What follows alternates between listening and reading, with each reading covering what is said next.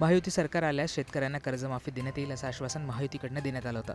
आता महायुतीचं मजबूत सरकार राज्यात आलंय.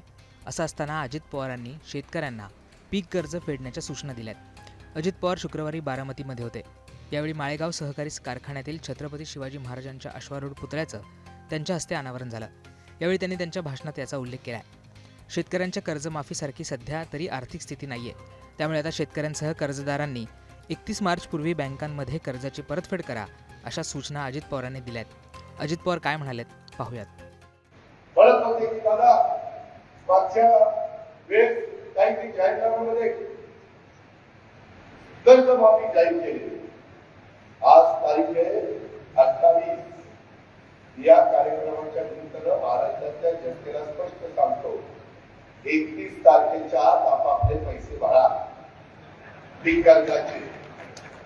त्याच्यामध्ये जे काही सांगितलेलं होतं ते प्रत्यक्षात कृतीमध्ये येत नाही.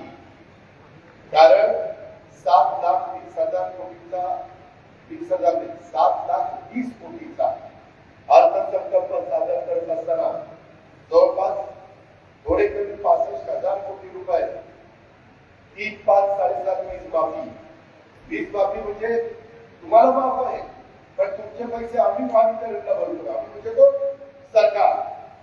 आणि माझ्या लाडक्या बहिणी 1,100,000 त्यांना 45,000 कोटीची तरतूद करावी लागलेली आहे. ही गोष्ट ध्यानामध्ये घेतली पाहिजे.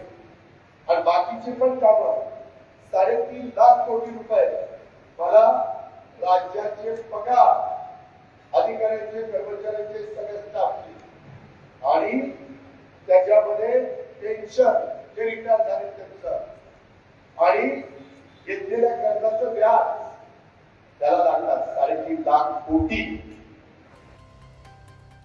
दरम्यान अजित पवारांच्या या वक्तव्यानंतर काँग्रेस चांगलीच आक्रमक झाली आहे. हे बोलताना ना यांची जीभ थरथरते ना यांना लाज शरम वाटते असं म्हणत हर्षवर्धन सपकाळ यांनी दादांवर निशाणा साधलाय. एक्सवर पोस्ट करत हर्षवर्धन सपकाळ यांनी दादांवर हल्लाबोल केलाय. हर्षवर्धन सपकाळ त्यांच्या पोस्टमध्ये म्हणतात, हे बोलताना ना यांची जीभ थरथरते ना यांना लाज शरम वाटते.